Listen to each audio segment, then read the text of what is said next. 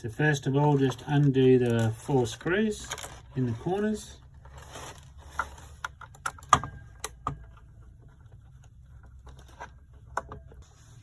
Okay, once you've done the screws, just you can lift that across like that carefully, being careful not to pull any wires out.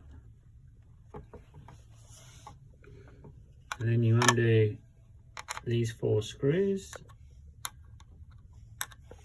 Then you lift out this bracket like so. And you remove the old Fresnel just by pushing on the front, lifting it up like that. And then you place the new Fresnel in there.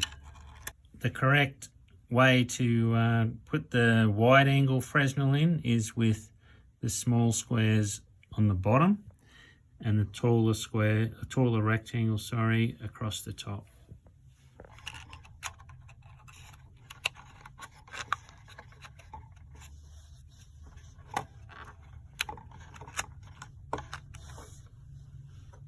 Make sure it's sitting in there right, then you put the bracket back on and screw it in.